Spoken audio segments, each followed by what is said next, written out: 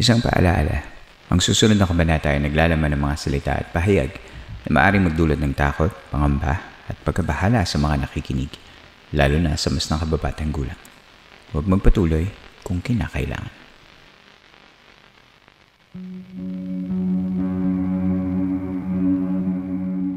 Welcome to episode 289. Ako po si Earl, ang inyong camp master, at ito ang San Telmo Society segment ng Philippine Campfire Stories. Ang San Telmo Society ay ang listeners' story segment ng ating show, kung saan babasahin ko mga kwento mula mismo sa ating mga tagapakinig. Ngayong gabi ay 5 kwento mula sa campers ang aking babasahin para sa inyong lahat. Perfect for the start of Halloween, lalo na sa mga babiyahe. Let's start with Mikey and her set of stories.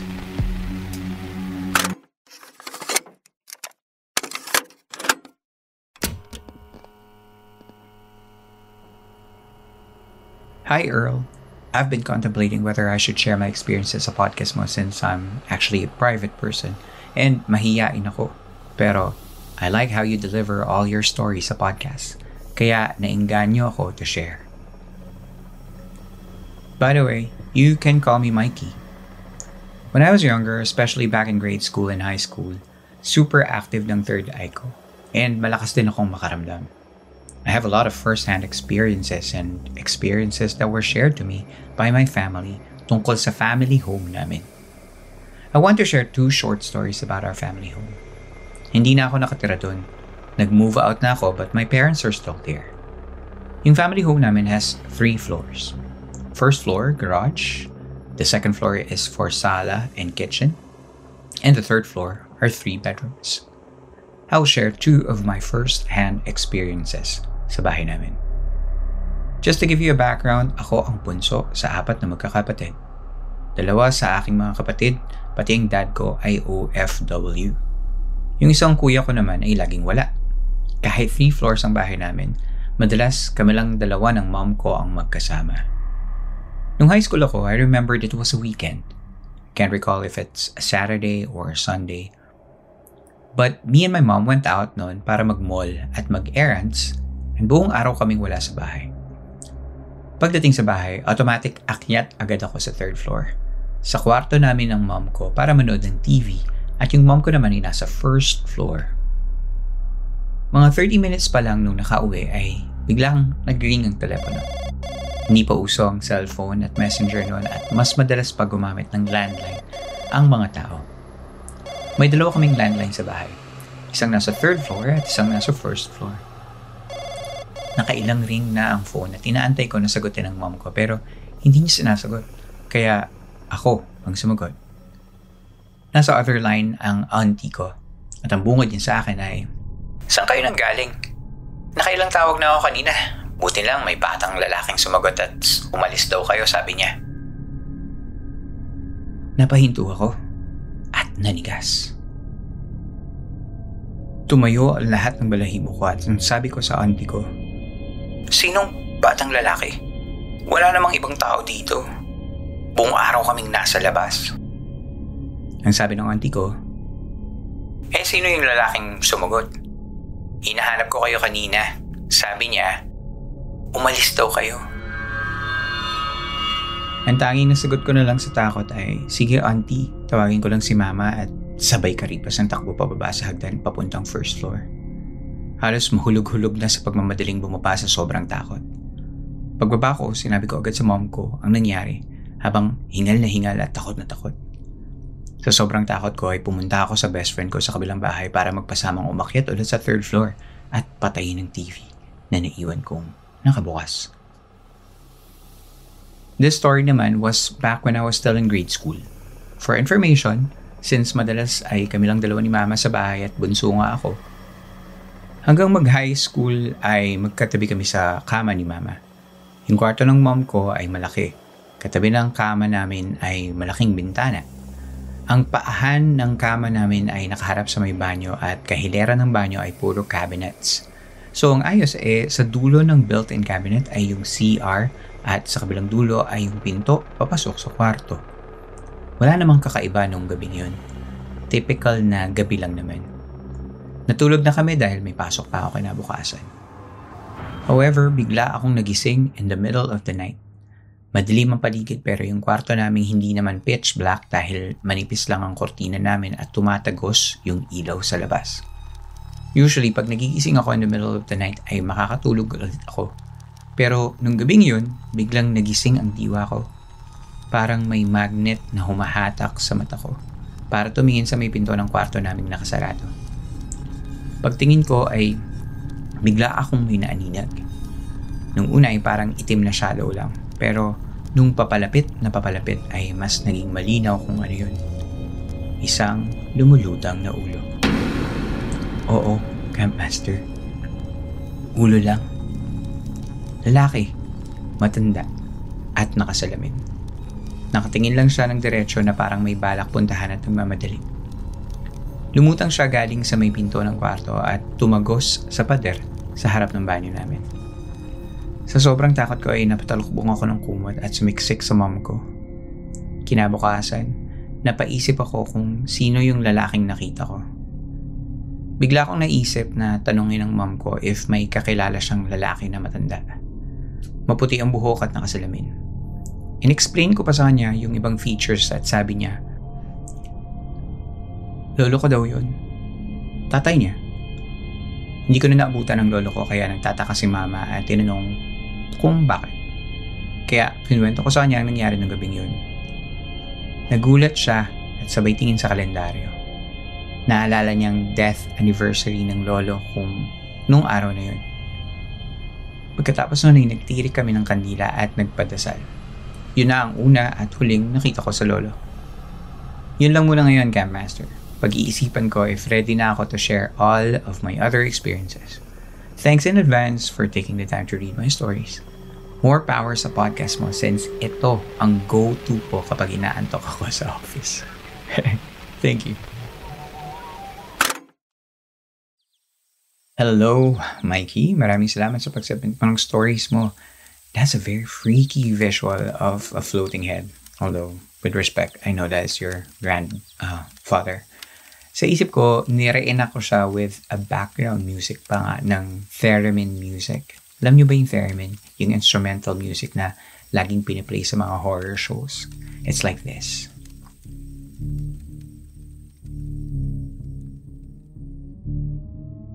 That's the music that came to mind when I saw the floating head bit. Thanks for giving us a good scare, Mikey.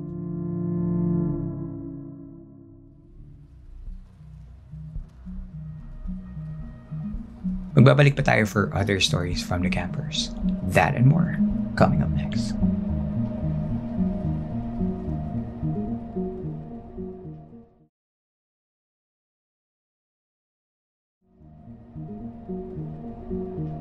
We're back in San Telmo Society, ng Philippine Campfire Stories.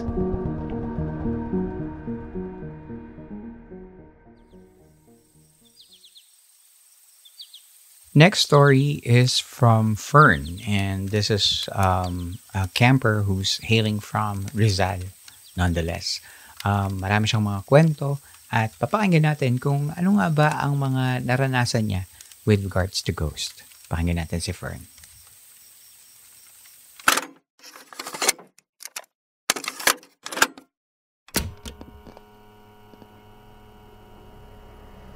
Hello, Campmaster.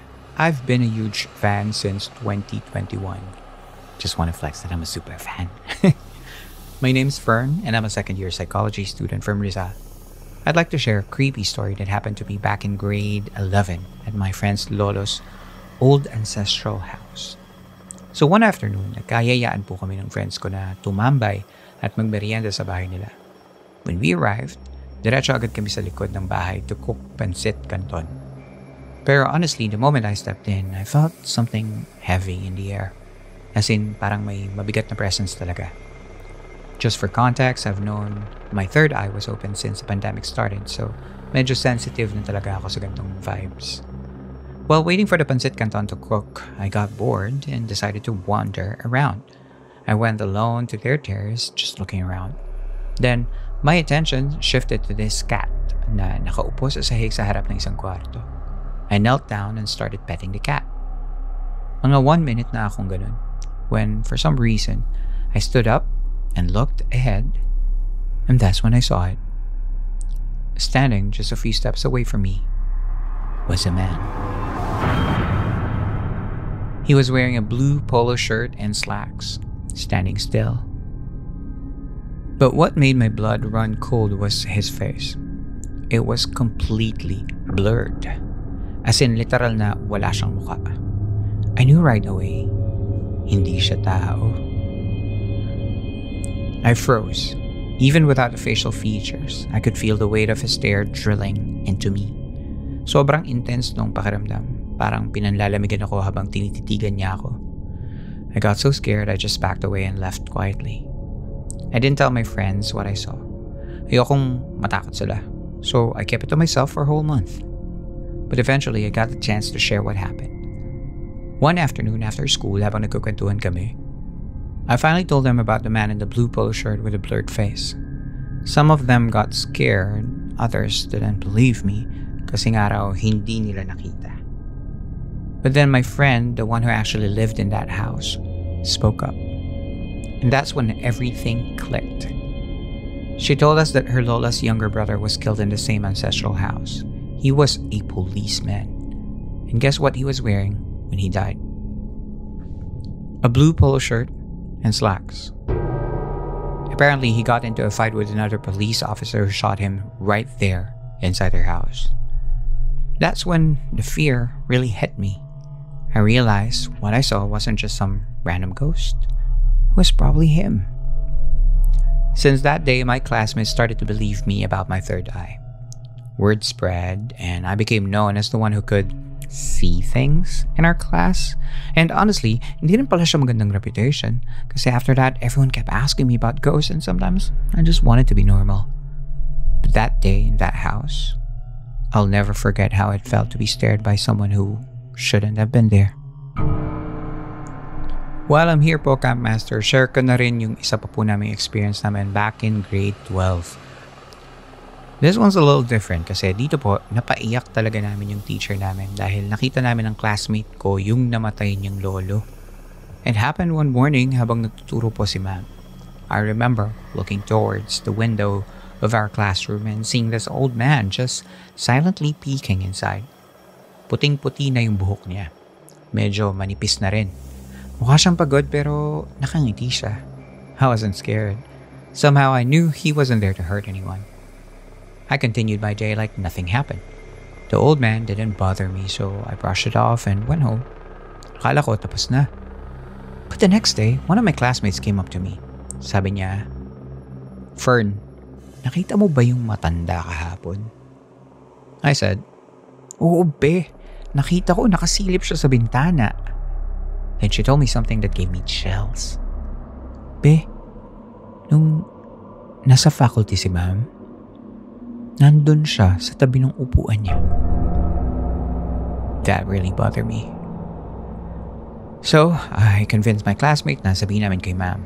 At this point, wala na po talaga kaming idea kung sino yung matanda. We weren't close to her. She was a new teacher, fresh graduate, and kami po yung first students niya. Kaya wala naman kaming alam tungkol sa personal life niya. Pumunta kami sa faculty room. Sabi namin, "Ma'am, may matandang lalaki po na nakatingin lang sa inyo habang nagtuturo kayo kahapon." My classmate added, "Opo, ma'am. Nakita ko rin po siya kahapon habang nakaupo kayo dito sa faculty. Nasa tabi niyo po siya." We started describing the old man. The white hair, the tired face, the smile. And then, bigla na lang pong umiyak si ma'am. That's when she told us. Just 3 days ago, namatay po yung favorite niyang lolo. And since bago pa lang siya sa school, hindi siya makapag-leave para makauwi at makita ang lolo niya sa burol. 3 days na raw po siyang nakaburol pero hindi siya makaalis sa trabaho. She thanked us. Sabi niya, kahit hindi siya nakauwi para makita ang lolo niya, yung lolo na mismo ang pumunta sa kanya para samahan siya habang nagtuturo para hindi siya mag-isa. Sobrang nakakatakot pero at the same time, ang ganda rin ng experience na yun. To witness love so strong na kahit patay na, pupuntahan ka pa rin niya. Just to be with you. Yun lang po, Camp Master Earl. Thank you. More power sa podcast. And just to add, nakapag-hello na po ako sa inyo dati sa recording ng isang episode sa Paranormal Podcast ni Sir Nick. Nag-share po ako ng mountain stories ko. Sorry po, hindi ako magaling magkwento. Pero thank you po ulit.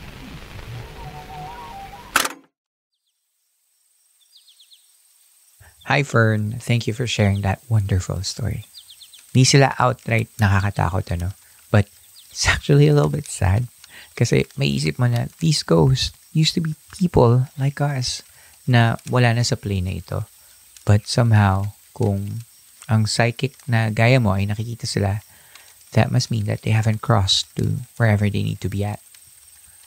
I really like the story of the Lolo's Ghost because it's very touching and it gives purpose to people who can see ghosts to connect them if needed sa mga nandito pa. Maraming salamat sa iyo, Fern. The next story is from John Ree from Saudi Arabia. Ang kanyang kwento ay tungkol sa isang gabi na nakakita siya ng isang white lady. Pakinggan natin ang boses ni John Ree.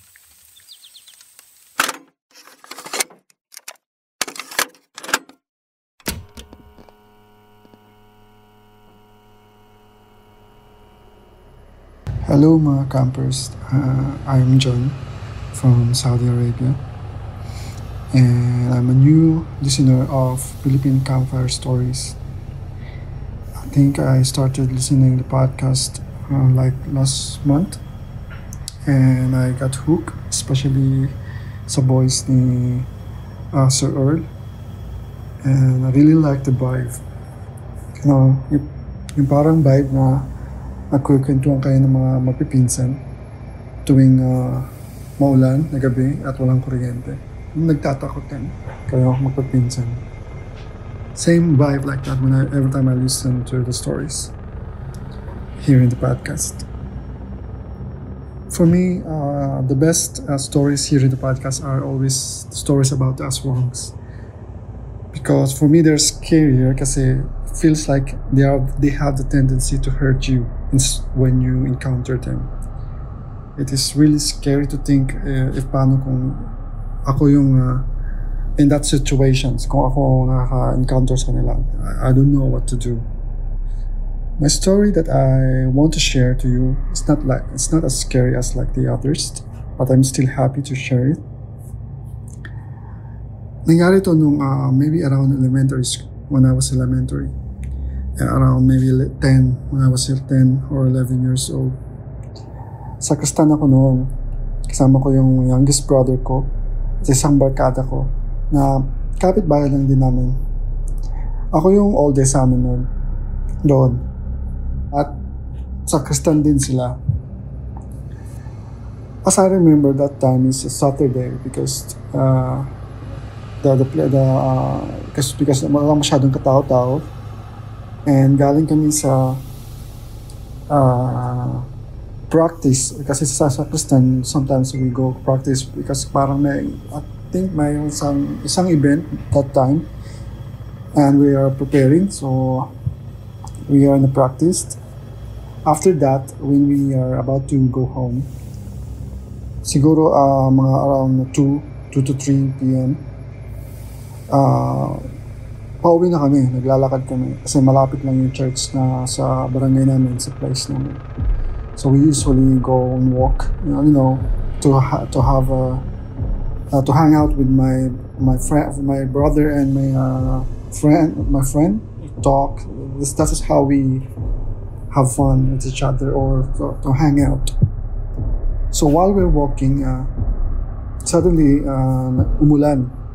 biglang umulan, and fortunately, we are in the front of our elementary school. I know that school because that's where I am attending. So we went there. Good thing is the school is open. Alam niyo yung mga province, yung elementary school in province, just like small buildings, mostly first floors like that. And I want to describe the school. Actually, mapuno pa siya. Mapuno siya, and then small buildings, medyo maluwang. The gate, Actually, yes, if you go walk straight from the gate, you will arrive to the auditorium. So the auditorium was located at the back corner of the elementary school. So you will pass around a lot of trees, and at that time, wala pong katao-tao. It's very quiet. Parang secluded, or walang katao-tao. It's very quiet, umulan. So pumunta kami sa auditorium. So we walked to the auditorium para sumilaw. We went there inside, and fortunately, hindi siya nakalock. So we go inside, we look inside if there's someone there, and we didn't see anyone. And alam niyo yung auditorium, yung mga seats, they like a concrete steps going up, like a typical auditoriums.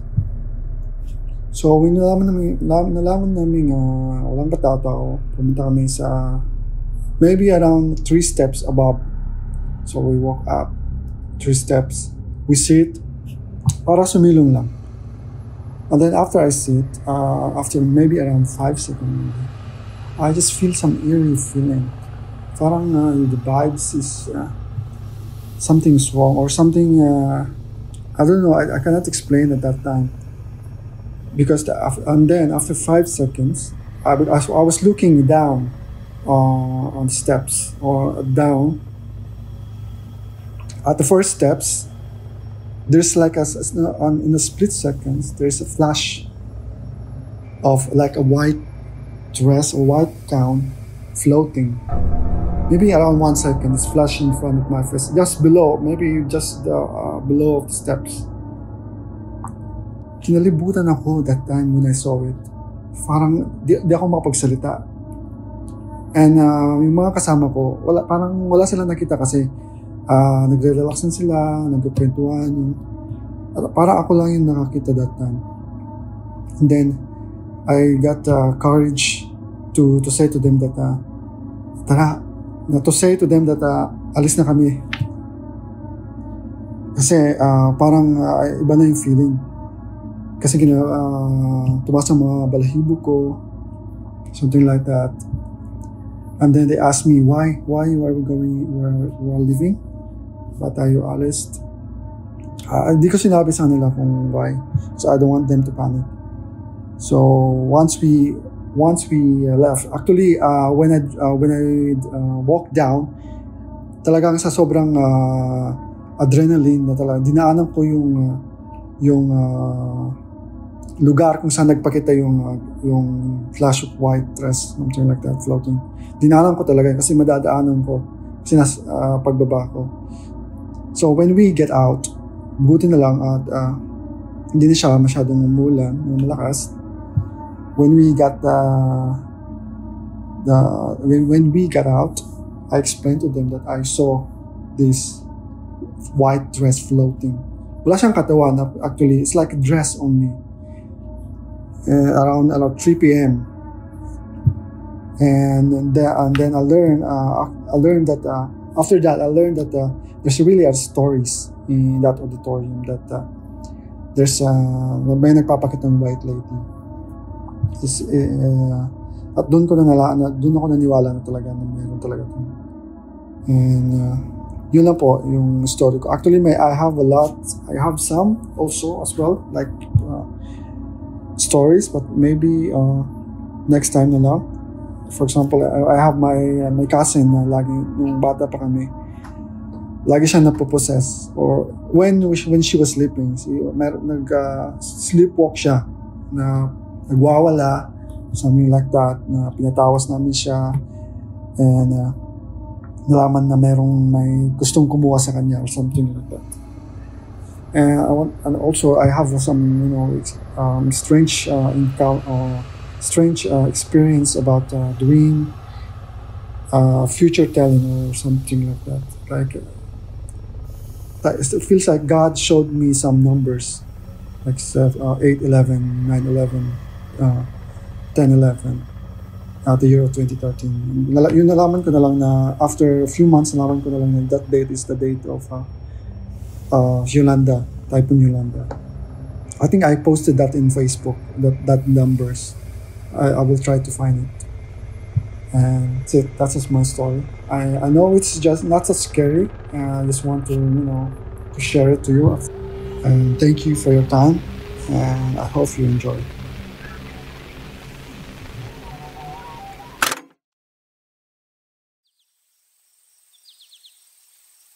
Hi John, salamat sa pakikinig mo at pagbabahagi mo sa amin ng story mo na baon-baon mo pa hanggang sa buhay mo dyan sa Saudi Arabia. Nakakatawa na isipin na ang dami-daming Pilipinong naaabot ng mga kwento natin dito, di ba? Patunay na kahit saan magpunta ang mga Pilipino ay kasama nila ang mga multo. I mean, mga kwento. Thank you, John Ree. Next story is from Mark Rent at pakinggan natin ang ilan sa mga kwento niya na ibabahagi natin ngayong gabi.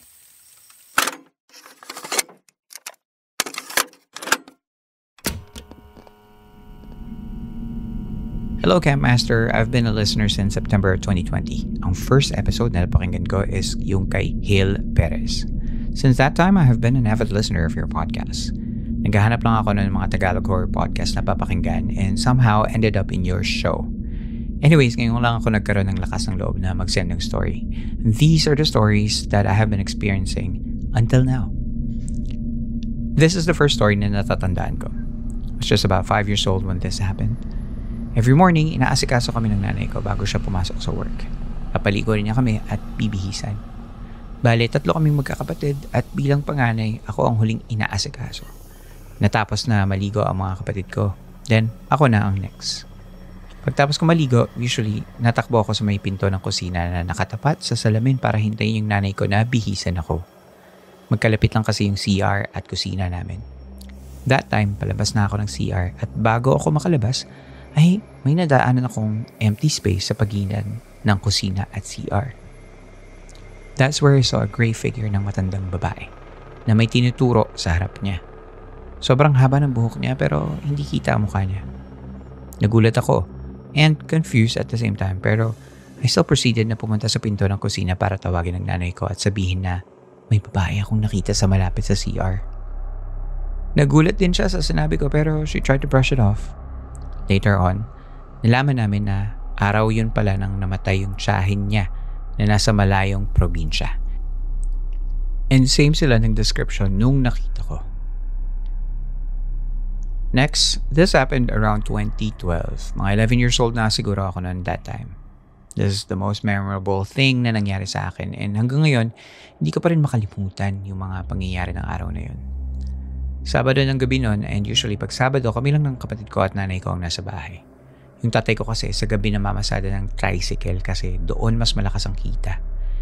And at that time kasama rin namin yung asawa ng pinsan ko na buntis. Kapit-bahay lang din naman namin sila. Nandoon siya para makinood ng TV since wala rin siyang kasama sa bahay. Kasi yung pinsan ko na asawa niya ay may trabaho din. Usually, yung pinapanood namin nun is yung MMK sa Channel 2. And pagtapos nun, matutulog na kami ng kapatid ko. Past 10 p.m. na rin. And nag-decide na kaming matulog at yung asawa ng pinsan ko. Nag-decide na rin umuwi sa kanila. After ilang minutes, may kumakatok sa pintuan namin. Ang asawa ng pinsan ko. Doon na lang daw siya sa bahay namin matutulog kasi natatakot siya. Tinatry naming buksan yung pintuan namin na hindi naman sira. Pero ayaw niya magbukas. We tried everything we can kasi takot na siya at mag-isa lang siya sa labas. Tinawagan niya rin namin yung tatay ko para tulungan kami buksan ng pinto. As I was trying to open the door using a knife, may biglang bumulong sa akin. Sa isang nakakapangilabot at nakakatakot na boses, sinabi niya, "Hoy!" Nagtayuan ang balahibo ko at nag-hysterical na ako noon sa sobrang takot. Hindi ko ma-explain yung nararamdaman ko noon. Parang nawala ako sa sarili ko. Nagtatatalon lang ako at nagsisigaw sa takot habang lumalapit ang nanay ko. After ilang minutes, dumating na rin yung tatay ko and effortlessly niyang nabuksan ang pinto. Hanggang ngayon, traumatic pa rin sa akin yung pangyayari ng gabing yun. The next story happened around 2017 of November. 1 taon pa lang nakalipas since mamatay ang lola ko. Yung lola ko na yun, katabi ko sa kwarto matulog hanggang siya ay bawian ng buhay. Ayaw kasi siyang tabihan ng mga kapatid ko matulog. At that time, meron kaming bisita sa bahay, mga pinsan kong galing sa probinsya. Pumunta sila sa bahay para sunduin ako, yung isa ko pang pinsan na nakatira sa amin. Maingay sila noon sa sala. Ako bilang isang introvert, hindi ako mahilig makipagmingle at nandun lang ako sa kwarto na tinutulugan namin ng lola ko. Busy akong manood ng anime. Kakabili ko lang kasi ng hard drive noon at pinasahan agad ako ng sangkatutak na anime ng mga tropa ko nung college.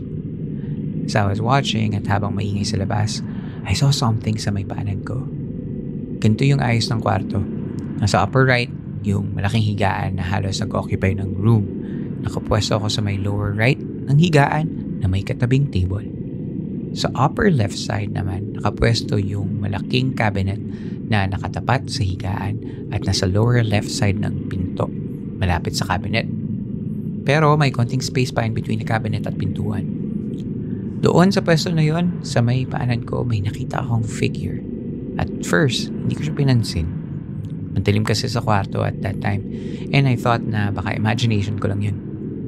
Pero, nagtaka ako kasi ilang minuto na parang di naman siya gumagalaw. So, I decided na lapitan. Kasi na-curious ako. And to my surprise, nung malapit na ako, pinagmasdan ko ang suot niya. Naka-pink na blouse, tapos naka-short na stripes. Tapos kulot yung buhok niya. That's when I realized na lola ko yung nasa harapan ko. And suot niya yung damit na yun bago mamatay. After ilang seconds, na-stuck lang ako sa pwesto ko. Napatakbo ko sa kabilang kwarto at sinabi ko sa nanay ko yung nakita ko. Hindi ko ina-expect na mangyari yun kasi maraming tao sa bahay. Muntik pa ako madapa nun sa sobrang takot. The last story happened sa bahay ng pinsan ko. Around high school, nung na-experience ko to, mga 2013. Lapit lang kasi ang bahay ng pinsan ko. Mga around 500 meters lang ang lakad na nandun na agad ako. Mahilig ako mag-computer games at that time since wala kaming computer sa bahay. Madalas akong tumambay nun para makagamit ng computer. One afternoon, pag uwi ko galing school, diretso na agad ako doon. So yung bahay nila is may second floor at doon nakapwesto yung computer. Kakatapos ko lang maglaro nun at napansin ko yung telephone sa tabi ko. Bata pa ako nun. Curious akong gumamit ng telephone. Ipaprank ko sana yung mga kapatid ko gamit yung telephone.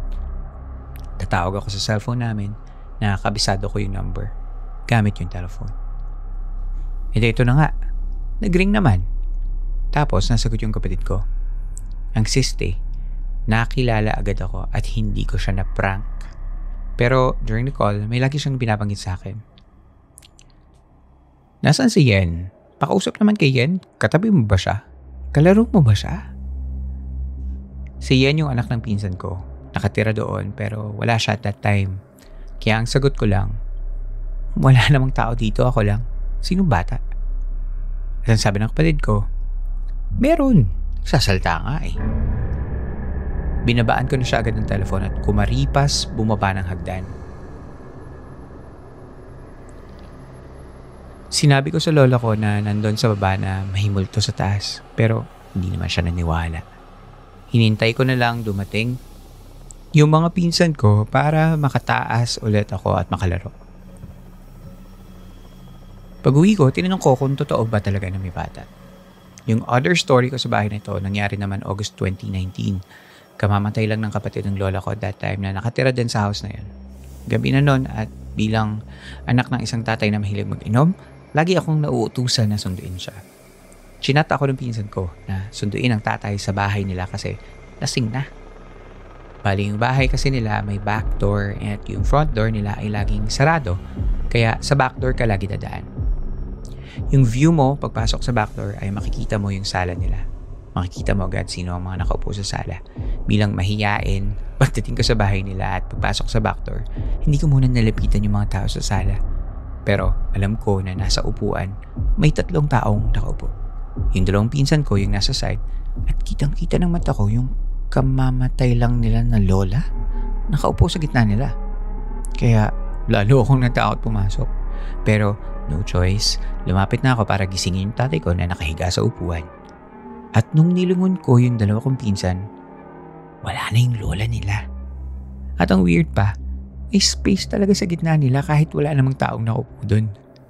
Pagkatapos nun, umuwi na rin kami ng tatay ko. Hindi ko na lang pinansin yung nakita ko. Yun lang po, Grandmaster. Sorry po, medyo madami yung story ko. Kayo na pong bahala if gusto nyo siya hatiin. Marami pa po akong i-share pero ito na muna ngayon. God bless po sa inyo at more power to your show. Thank you po.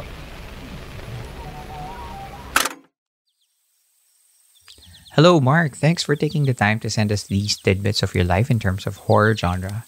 Nakakatakot naman din kasi kung ano yung nakikita at nararamdaman mo at a young age.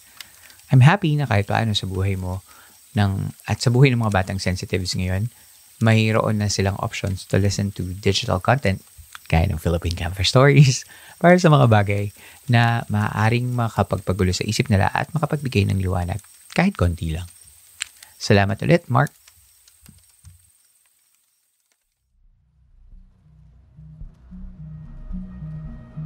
And we're back to another segment na gustong-gusto ng mga tao. Ito ang Campers Shoutout. Yan, magbabasa tayo ng mga comments mula sa Spotify section ng ating channel. At kung gusto nyo mapasama sa Campers Shoutout, all you have to do is go to Spotify and find an episode of Philippine Camper Stories. Whether it's luma or whether it's bago, mag-comment lang kayo sa Spotify comment section and babasahin natin sa mga future episodes. Katulad ng episode 288, Primal Fears of Invasion, yung episode natin last week. Sabi ni Mil, nice episode, CM. Ang interesting yet nakakatakot yung last story. Thank you. Ray Norombaba, pa-shoutout naman CM. Isa ako sa mga suki mo na always nakikinig sa podcast mo. Thank you. Parang feeling ko nabasa ko na itong mga to. Punta tayo sa ibang mga hindi pa natin nababasa. Sabi ni Blink Mikevs, thank you CM for this episode. Shoutout sa sister ko na nasa Singapore, si Erica.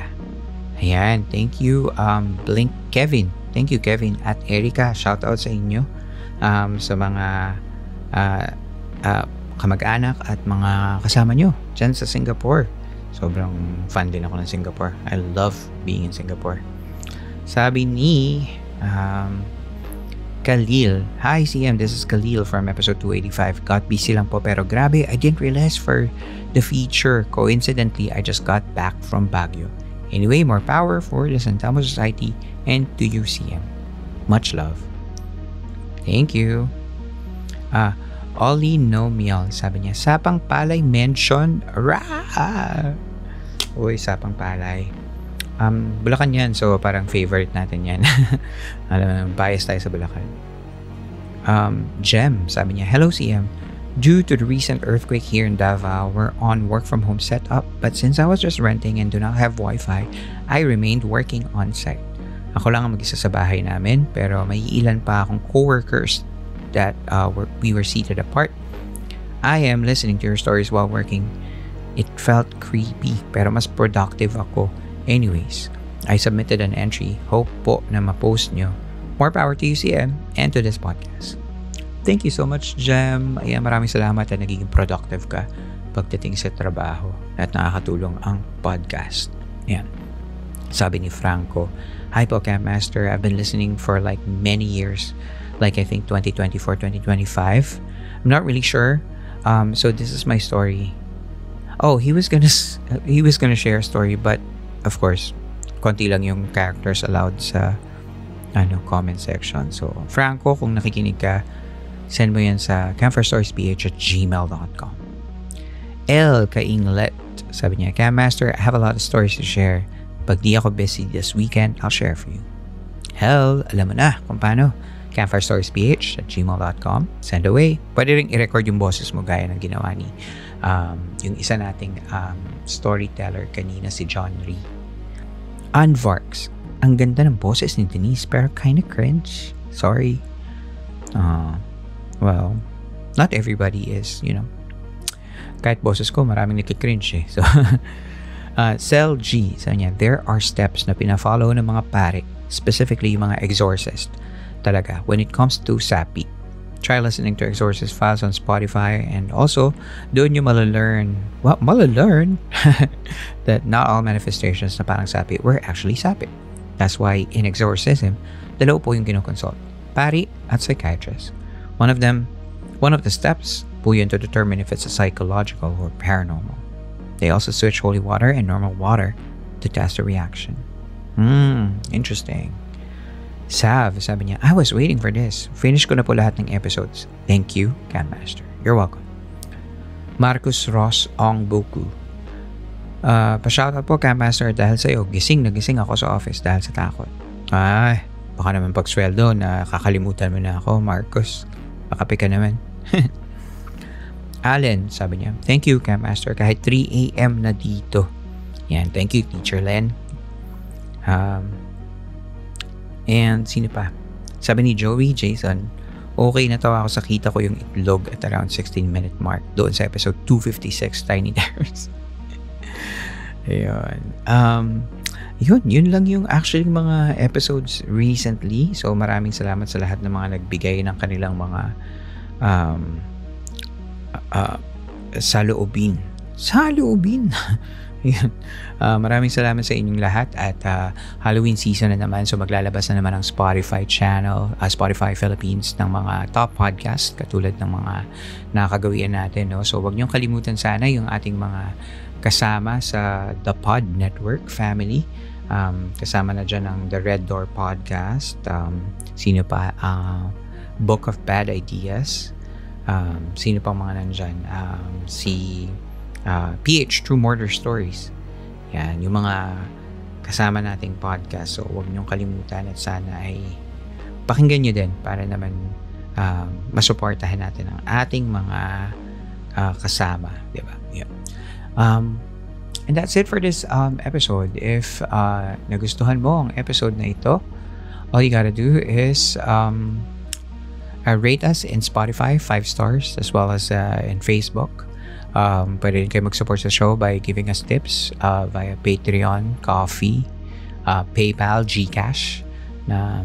And bigyan nyo lang ako ng pera para okay na. Dati nahihiya akong humingi ng pera, ngayon hindi na. Kailangan natin eh. Email lang kayo ng mga kwento nyo sa camperstoriesph@gmail.com kung meron kayong mga kwentong gusto nyong basahin natin sa podcast. Muli, maraming salamat po sa inyong pakikinig. Magkita tayo muli sa susunod na kwento. Ako si Earl. At ito, ang San Telmo Society segment ng Philippine Camper Stories.